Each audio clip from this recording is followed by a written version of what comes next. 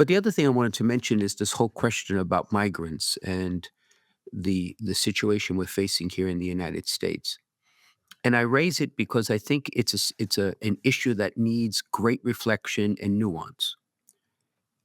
It also demands compassion and justice too. So, just as a bit background, I myself am the son of immigrants, and I'm proud to be the son of immigrants.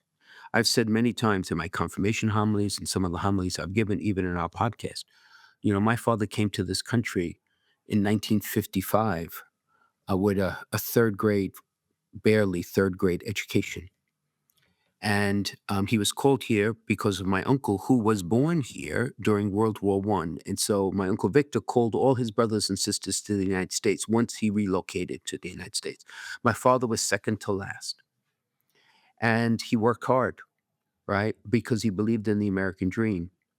And in those days, in order for my mother and my sister, who was 6 months old when my father left Italy, to come to the United States, my father had to come, had to establish a residence, had to have a length of time in employment. He had to prove that he had the finances in the bank to be able to support my mother. And even though they were married, my mother came 18 months later. So my father saw my sister for the first time when she was 2 years old. Wow. And those were the laws at the time, and they were deemed to be just, right? To be able What we need to recognize is the phenomenon that is going on in the world. And it's not just the United States, it's in the United States, it's in Europe, it's in most of the developed world, is that people are leaving their countries and they're leaving their familiarity, their language, their culture, their family, many times because of desperation of factors beyond their control. So, for example, you think of poverty and the economic structures that, for whatever reason, many times because of business interests and the corruption of governments, are not able to evolve so that the needs of people are being met.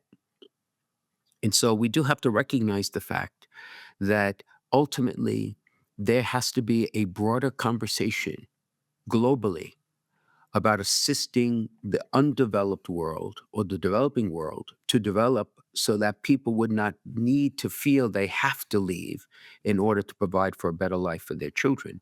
And that is a very complicated question. But I will tell you this, right?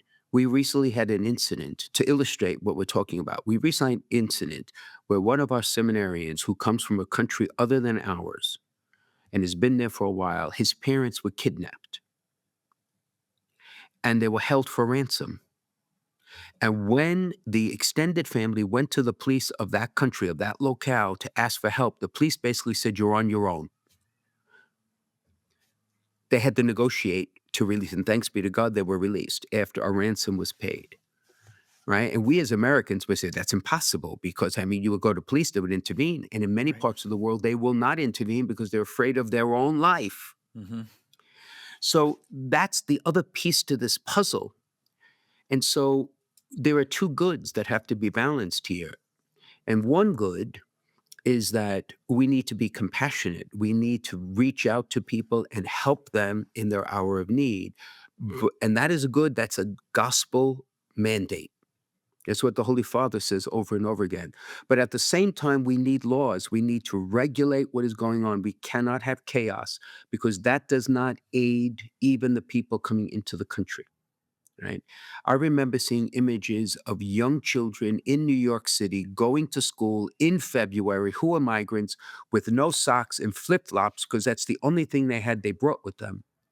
Right? So, in a sense, apart from politics, we need this is the moment where reasonable people need to sit down and have a reasonable conversation to say, that we are a country of immigrants. We will always welcome immigrants. We have to welcome them in a way where we respect them, we're just to them, we're compassionate to them, and we find a way so that criminals are not admitted into the country because they don't have the rights to come.